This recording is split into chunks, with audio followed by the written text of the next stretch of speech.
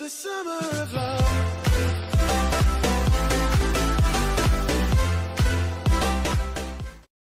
What's up, everybody? It's Rich here, and today we're back with another Yu-Gi-Oh! Deck profile. I apologize if I don't sound quite right, or if I continuously take sips from my drink, but that is because I'm sick, so talking is a little bit painful, so I need to drink to stay alive. But yeah, I'm not feeling too well today, but that's not the point of this video. The point of this video is to bring back the best deck ever. Fire, True King Dinos, True Fire King Dinos, whatever you want to call them. It's a really fun deck, and if you haven't played it before, I really recommend you check it out. This profile isn't perfect. This is the first time I've actually built a Link era version of this.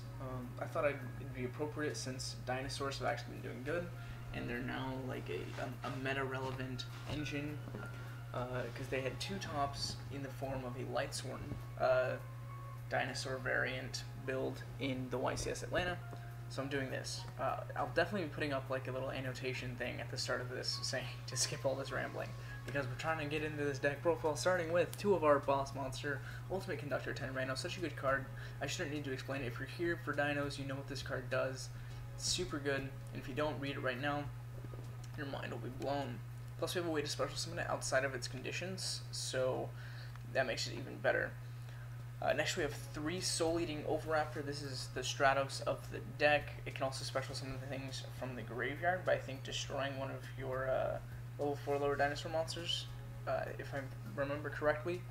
Plus I just read it over there just now as I was checking to make sure that I wasn't stupid. But yeah, that is what it does. Also we have 3 Baby Ceratosaurs and 2 Petite Pteranodon. They do pretty much the same thing to special summon level 4 dinosaur monsters. This one can special summon level 4 or higher, but we don't run any dinosaurs that can actually be targeted by its effect, or selected by its effect, or whatever. Summoned by its effect is what I'm trying to say. Plus, its effects, or it can't attack the turn it activate, or the turn you summon it, so it's not as important as Baby Ceratosaurus. Plus you can summon our level 1 dinosaur that we run with Ceratosaurus, or the other Petite Pteranodon if you're just trying to deck thin, which is really nice. So we have the one Quoteless, I think that's how you say it, Quoteless, I don't know, really weird spelling. So basically he searches out the double evolution pill. I only run the 1 copy because I think that at 2 it's sort of, because this is a very combo-based deck, and at 2 I feel like it sort of bricks.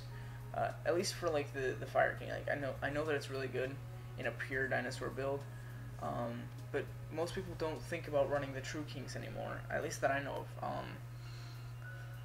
Or this is also really good for the Lightsworn build, but it just doesn't work too good in mine. The only reason why I run it at 1 is because it searches out our double evolution pill, which is one part of the deck at this point. Makes it a little more consistent. Plus it is a negate if it's on field, if you can summon it by a double evolution pill, say if you already start with one. So that is good. Plus you can use its own effect to, because how it works is whenever it gets sent to the graveyard, it searches out double evolution pill, and in order to activate his negate effect, you can target a dinosaur monster you control or in your hand. You can target itself, send it to the graveyard to negate the spell or trap, to search out the double evolution pill. So it is a really good card. It's just that I don't really want to see it in my hand ever. I only ever want to get it in the graveyard or to double evolution it. But typically speaking, it just works at 1 for me. All right. So next we have Jirac Aeolo, I think is how you say it. Aeolo? Yeah, it's basically just a level 1 tuner that's searchable or summonable off of, so it's searchable by, I think, Oviraptor, right? It's searchable by Oviraptor, and it can be summoned off of Baby Ceratosaurus. It can also be summoned off of Oviraptor or Miscellaneousaurus, so it has a lot of ways to be summoned, and we only run it for sort of if we know we have the OTK, you're going to want this guy out, because he can definitely solidify the OTK for you. Miscellaneousaurus, sort of this very similar thing. You always want to have this card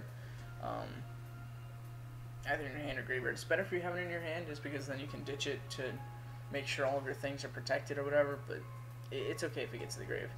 Alright, next up we have the Grinder Golem. I wanted to put this at the very end, but it didn't look right because all the cards got messed up. As you know, I'm very OCD about how I organize my cards.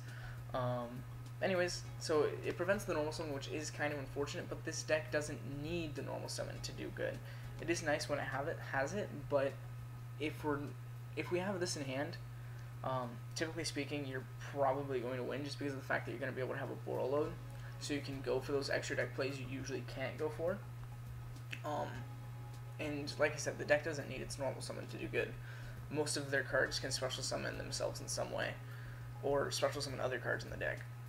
Speaking of, we have Ognamazid, the Vanisher.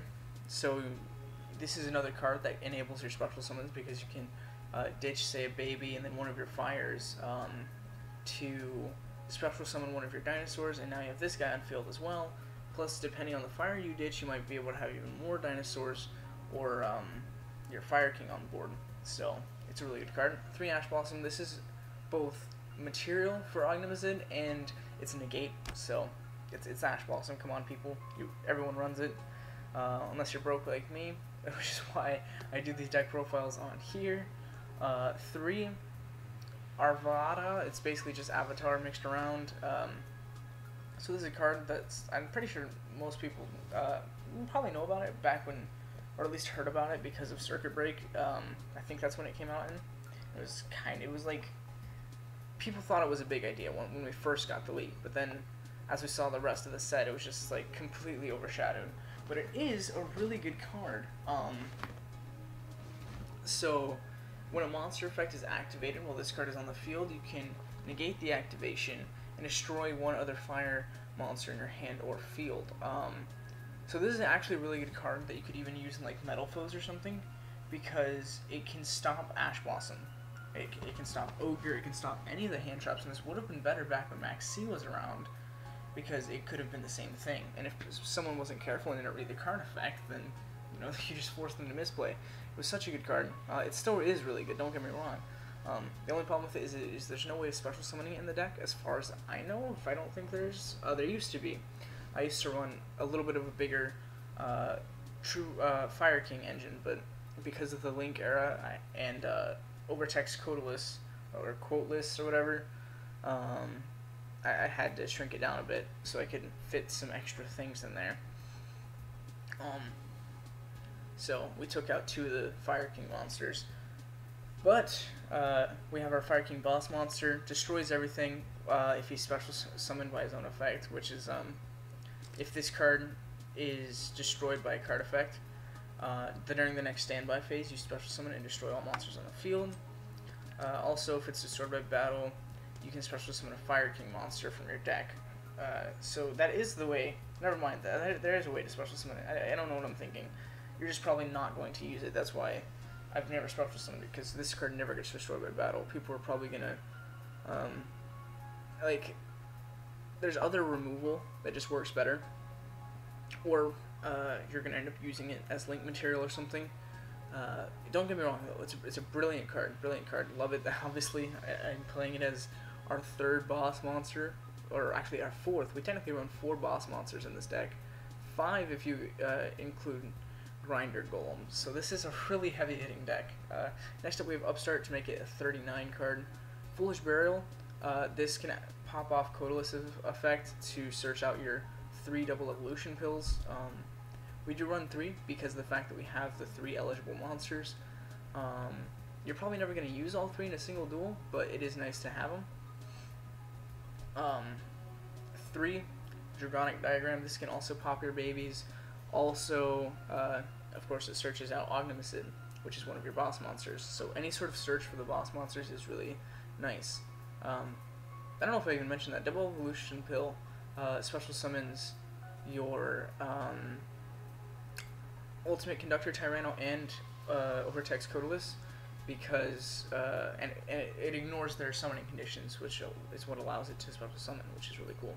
3 Terraform to search out Dragonic Diagram, 3 Fossility to search out your dinosaurs. It almost can search Codeless, which would be pretty cool, and maybe I'd consider running it at 2. Actually, no, I'd keep it at 1.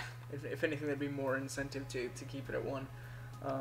Because I was thinking, I was really tossing up I'm putting it at 2, but I think it's fine at 1. Because I don't want to take out anything else, you know. So I think it's fine at 1. A Raigeki, because it's Raigeki. And then moving on to our extra deck, we have Chanbara. It can double attack. It used to be the go-to synchro before the Yang Zing variant came out of Dinosaurs, and then it became Danglong. But guess what? Danglong got hit, banned forever. Bye-bye. Sayonara. Chanbara is where it's at. Trishula, you're probably never going to make this, but it's nice to have in the deck because it can sort of win games for you in the right situation. Or at least put you in a much better spot. And now we have Dolka and Logia.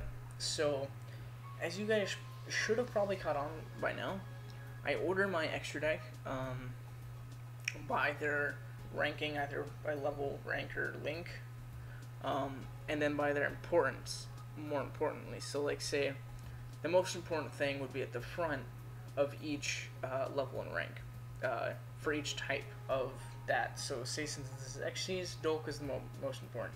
I just thought I'd throw that random trivia out there. It's not important at all.